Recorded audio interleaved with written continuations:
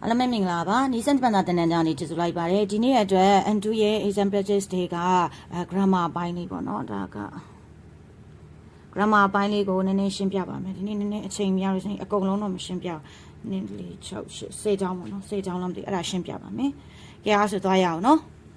်စပါတန်နေဝင်တော့ဝင်နေတယ်နော်ဒါမဲ့ရမှာပါကဲအားဆိုစမယ်နော်စမ်းချစမ်းမယ်အဲ့မှာဗာပေးထားလဲဆိုရင် sponsor က sponsor ကားတဲ့ okay ကိုဒါစာနိုင်ဆို sponsor ဆိုတဲ့အရာ sponsor ပေးတဲ့သူတွေဘက်ကနေပြီးတော့ okay လို့မပြောဘူးဆိုလို့ရှိရင်နိုင်နာနေကွက်လက်ပြီးခုံတော့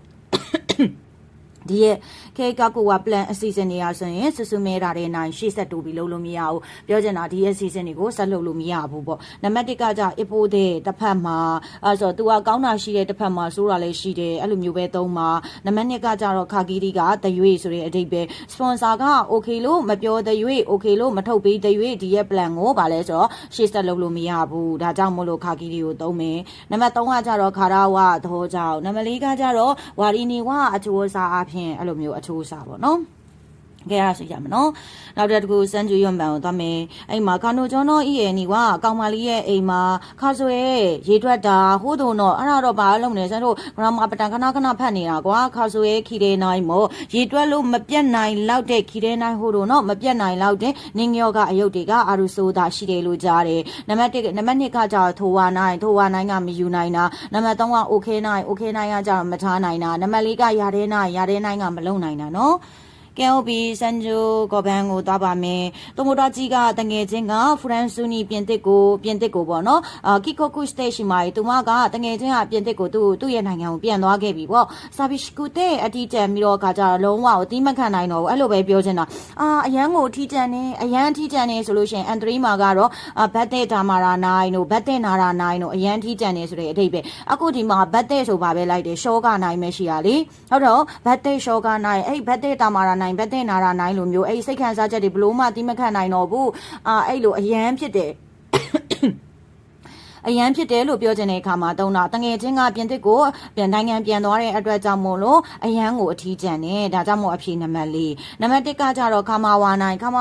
ကြတော့သူကဂယုမဆိုင်ဘူးဆိုရဲ့အဓိပ္ပာယ်နံပါတ်2ကစမာရာနိုင်ပြင်းညီငွေတယ်နံပါတ်3ကကြတော့ထုံမာရာနိုင်ဒါလေးကတော့ဒါတင်တာပဲထုံမာရာနိုင်ဆိုလို့ရှိရင်မရက်ဘူးပေါ့နော်အဲ့လိုမျိုးကြီးပေါ့ဒါမရဘူးเนาะဒါကြောင့်မို့အဖြေနံပါတ်4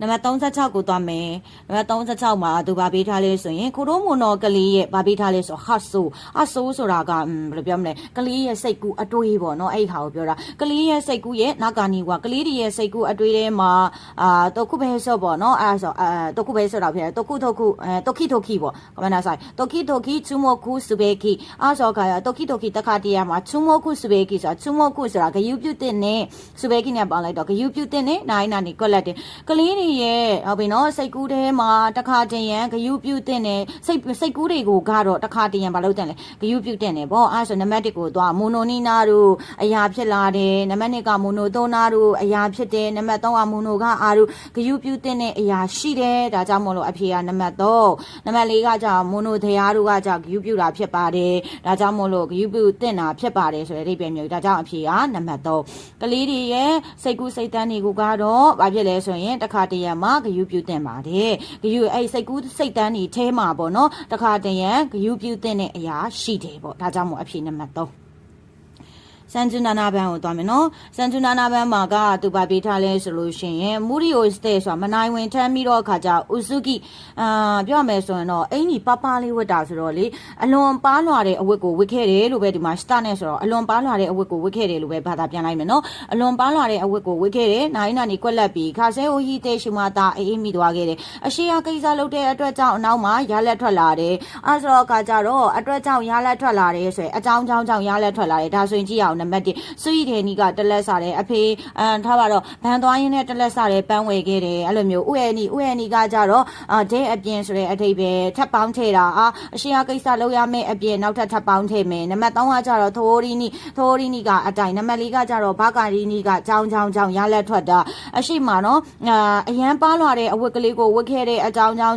ဘာဖြစ်လဲဆိုတော့အခါကြတော့ဒီမှာဆိုလို့ရှိရင်အေးမိသွားခဲ့တယ်ဒါဆိုရင်ရမယ်နော်နောက်တစ်ခုနံပါတ်38က နိုင်ငံရဲ့စမိုးပွဲကိုတဲ့ဖြေမယ်လို့ခီမဲသားဆိုတာဆုံးဖြတ်ထားတာအဲ့ဆိုကကြနိုင်ငံလုံးကျင်းပတဲ့စမိုးပွဲပေါ့နော်အဲ့လိုမျိုးအဲ့ဆိုကိုကတ်ကန်ဟိုပေါ့နော်ကိုကတ်ကန်ဆိုတော့အဲ့တနိုင်ငံလုံးကျင်းပမဲ့နိုင်ငံရဲ့စမိုးပွဲကိုဥခဲရုဖြေမယ်ဆိုပြီးတော့ခါကြတော့ခီမဲသားဆုံးဖြတ်ထားတယ်နိုင်နာနေကွက်လက်ပြီးတော့ခါကြတော့ဂေါကခုစာစမွဲအောင်နာမတဲ့အထီကံပါရုရှိကနိုင်စာလေးလာရုံကလွယ်ပြီးမရှိဘူးပေါ့နံပါတ်1ကမတယ်ဝါအထီကနိုင်ငံနဲ့ရှိတဲ့စမိုးပွဲကိုဖြေမယ်လို့ဆုံးဖြတ်ထားတဲ့အထီကလားဖြေမယ်လို့ဆုံးဖြတ်ထားတဲ့ဟိုတို့လောက်လားဖြေမယ်လို့ဆုံးဖြတ်ထားတဲ့ဒါခဲတာလင်ယုံများတလောက်လားဥဧဝကြတော့ပြီးမှတော့ဆိုတဲ့အဓိပ္ပာယ်အရှိယကိစ္စကိုလုပ်ပြီးမှတော့အနောက်ကကိစ္စတာဝန်မဲ့ဝတ္တရားပဲဒါကိုလုပ်ရမယ်ဆိုတဲ့အဓိပ္ပာယ်မျိုးဖြစ်သွားတယ်ပြီးမှတော့ဟုတ်ပြီနော်နိုင်ငံနဲ့ချင်းတဲ့စမိုးပွဲကိုဖြေဖို့ဆုံးဖြတ်ထားပြီးမှတော့ဘာဖြစ်လဲဆိုလို့ရှိရင်ဒီပေါ့နော်စမိုးပွဲအောက်နဲ့အထိစူးစမ်းသွားဖို့ရည်ရွယ်ထားတယ်စူးစမ်းရုံကလွဲပြီးတော့မရှိတော့ဘူးရှိကနိုင်ကစူးစမ်းရုံကလွဲပြီးမရှိဘူးသူရှေ့ရဘက်ကိုလှုပ်ရုံကလွဲပြီးမရှိဘူးကဲဟုတ်ပြီစန်ဂျူကျူဘန်ကိုသွားအဲ့မှာဆိုရင်စန်စင်းနီးစရာနိုင်နာနီနော်ဒစန်ကကွက်လက်ပေမဲ့အီရာရှိုင်းမဆန်ဒေးစတာမရှိခဲ့ပါဘူးနံပါတ်1ကိုကြည့်အိုမဲနီနာဒီတာကတာနံပါတ်2ကကြောင့်အိုမဲနီခါခါရီတာကတာနံပါတ်3ကကြောင့်အိုမဲနီအီတာရှိတာခတ်တာနံပါတ်4ကအိုမဲနီမာယီဒီတာခတ်တာဘာပဲဖြစ်မှာလဲအိုမဲနီခါခါရီမတ်တွေ့ကျင်တာလေဒါကြောင့်မို့အိုမဲနီခါခါရီတာကတာတွေ့ကျင်ခဲ့ပြီမဲလို့ဆရာကရှိမနေခဲ့ဘူးဒါကြောင့်အဖြစ်နံပါတ်2ကဲဟုတ်ပြီနံပါတ်40ကိုသွားဒါလေးရစာလုံးလေးရပြက်နေဒါအကိုရဲ့ညီလေးရဲ့နော်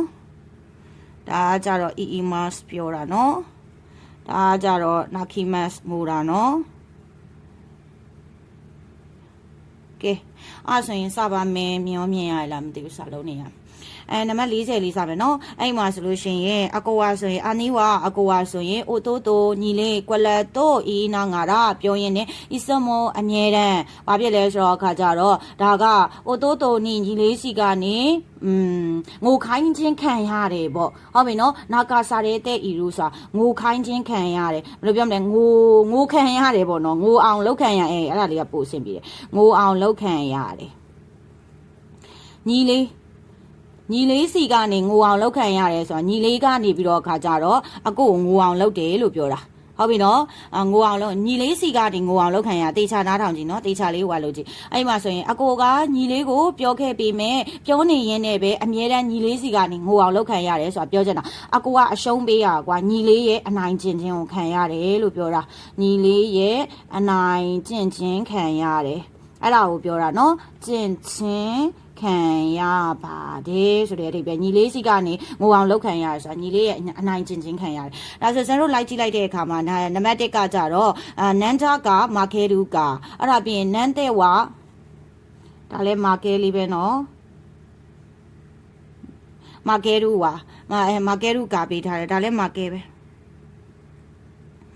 နောက်ထပ်တစ်ခုကနန်ကာနီမာခဲနိုင်နံပါတ်4ကကြတော့နာနီမိုမာခဲနိုင်အဲ့ဒါလေးကိုပေးထားတယ်အဲ့ဒီမှာဆရာတို့ grammar pattern လိုက်ကြည့်လိုက်တဲ့အခါမှာနန်တာကဘာရဲမဟုတ်ရှုံးတာဟုတ်ပြီနော်မာခဲရုကဘာရဲမဟုတ်ရှုံးပြီမဲ့အဲ့ဆိုအကိုကညီလေးကိုဘာရဲမဟုတ်ရှုံးမဲလို့ပြောနေရင်လည်းညီလေးစီကနေပြီးတော့ငိုအောင်လှုပ်ချင်းခံရညီလေးရဲ့အနိုင်ကျင့်ချင်းခံရတာလားအဲ့လိုမျိုးကြီးမရှိဘူးမှားဟုတ်ပြီနော်နောက်ထပ်တစ်ခုကနန်သေးဝါမာခဲ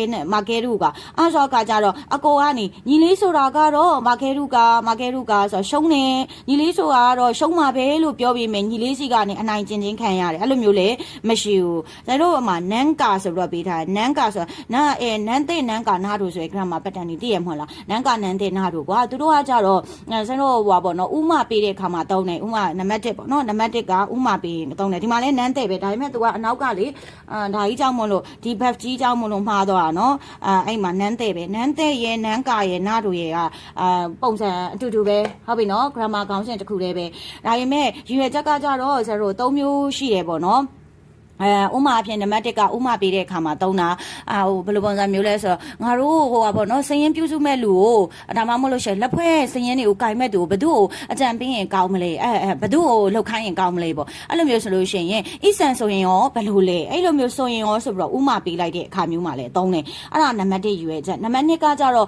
ကိုဆိုလို့ရှိရင်နှိမ့်ချပြီးတော့သုံးတာသူများဆိုရင်အထင်သေးပြီးတော့သုံးတာဖြစ်ပါတယ်အခုဒီမှာနန်းတဲ့ဝါမာကဲရုဆိုတာညီလေးဆိုတာတော့ နိုင်မယ်ဒီမှာတော့ market ကရှုံးတယ်ပေါ့ညီလေးဆိုတာတော့ရှုံးတယ်လို့ပြောပြီးမယ်ရှုံးတယ်လို့ပြောနေနေညီလေးစီကအနိုင်ချင်းချင်းခံရတယ်ဆိုတာတော့မရှိဘူးအဲ့ဒါကြောင့်မို့မှားတယ်နန်းကာကိုပဲဒီမှာဘာလို့တုံးလဲဆိုရင်သူများကိုဆိုရင်နှိမ့်ချပြီးပြောတာသူများကိုဆိုအထင်သေးပြီးပြောတာဒီမှာကြည့်လိုက်သူ့ရဲ့အရှိမဘာပေးထားလဲဆိုတော့ခါကြတော့ညီလေးပါမှာဖြစ်တဲ့အတွက်အဲ့ညီလေးဆိုရင်ငါတော့ဆိုပြီးတော့သူများကိုဘာလုပ်တာလဲအထင်သေးတဲ့ပုံစံတွေပြောတာကွာကိုဆိုနှိမ့်ချပြီးပြောမှာသူများကြတော့အထင်သေးပြီးပြောမှာဟုတ်ပြီနော်နန်းကာအဲ့ဒါဆိုတော့ခါကြမို့အိုတိုနန်းကာညီလေးဆိုတာတော့ကွာမကင်းနိုင်ရှုံးစရာမရှိပါဘူးတို့လို့အင်းနာငါတာပြောနေရင်းနဲ့ကိုပဲဘာဖြစ်လဲဆိုတော့အမြဲညီလေးစီကနေအနိုင်ကျင်ချင်းခံရအကိုတွေကအဲ့လိုမျိုးခွင့်လွှတ်ပေးတယ်ကွာညီလေးတွေကိုချစ်တယ်လေငါဆိုငါညီလေးမင်းတော့ငါရှုံးစရာဘာမှမလိုပါဘူးကွာရှုံးစရာမရှိပါဘူးလို့ပြောနေရင်ပဲသူညီရဲ့အနိုင်ကျင်ချင်းကိုခံရတာဖြစ်ပါတယ်အဲ့ဒါချစ်လို့အနိုင်ကျင်နာခံရတာလေအဲ့ဒါကိုပြောတာနော်ဒါကြောင့်မို့အဖေကနံပါတ်3မှာနန်းနီမိုဆိုတာကဘာမှလေးပဲမရှုံးဘူးလို့ပြောနေရင်လည်းအဲ့လိုမျိုးမရှိပါဘူးသူကသူ့ရဲ့ညီကိုကွာအထင်သေးတဲ့ပုံစံမျိုးလေးနဲ့စတာပေါ့နော်အကိုကနေပြီးတော့ငါညီလောက်ကတော့ကွာရှုံးစရာလားအဲ့လိုမျိုးပြောနေရင်လည်းပဲအမြဲတမ်းညီလေးစီကနေအနိုင်ကျင်ချင်းခံရပါတယ်ဒါလေးပါဒါရှိရမယ်နော်နံပါတ်41ကိုသွား41ကကြတော့စောင်းရာတီရောက်လာပြီအာခီကစောင်းရာတီကနိုင်နာနေခွက်လက်ပြီးတော့အခါကြတော့စေတာတွေကဒါကြီးကပါကြီးလေရောင်းတာဖြစ်ပါတယ်ရောင်းတာမနော်ခန်းကြီးလေးကဆိုအခါကြဦးရဲရုယောနီနာရီကဲဆိုလို့ရှိရင်စောင်းရာတီကခွက်လက်တဲ့ဆွဲတာတွေကိုရောင်းရတယ်ဟုတ်ပြီနော်ဆိုဆွဲတာတွေကဦးရဲရုယောနီနာတို့ရောင်းလာရပါတယ်နံပါတ်1ကကြဖူကာမာရာဇူနီဝါရနီဝါတာရီအဲ့နီဝါတာရီကိုခဏထားလိုက်ဒီမှာဇူဆိုတာပါတယ်ဇူဆိုတာပါလေနိုင်နဲ့တူတယ်ဖူကာမာရာနိုင်စောင်းရာတီကမနက်ဆိုင်လာဘူးစောင်းရာတီကမနက်ဆိုင်ဘူးဆိုတာအေးလာတယ်လို့ပဲစင်းရဲ့ဘာသာပြန်ပေးလိုက်မယ်နော်စောင်းရာတီရောက်လာတယ်တဖြည်းဖြည်းနဲ့ဆိုင်လာပြီဆိုအေးလာပြီမဟုတ်လားစောင်းရာ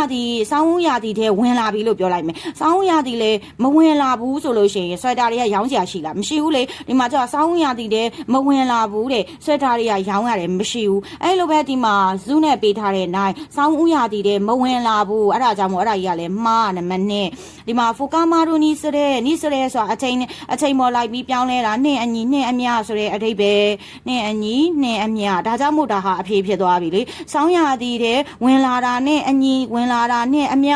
ဆွဲတာတွေကိုရောင်းလာရပါတယ်ဒါပဲရှိမယ်စောင်းရာတီဖြစ်လာပါပြီဆိုတဲ့အရာကြီးနာရီမက်ဖြစ်လာပါပြီလေမရဘူးဒါကြောင့်မို့အဖြေကစမ်းမှန်ဖြစ်ပါတယ်ဒါဆိုလို့ရှိရင်ဒီနေ့တော့ဒီတမျက်နှာလေးပဲဝါလို့ပါမယ်စတင်စရာလေးလည်းရှိတယ်လို့ပါကဲအားဆိုရင်ဒီနေ့အတွက်အန်တူရဲ့ exam practice လေး2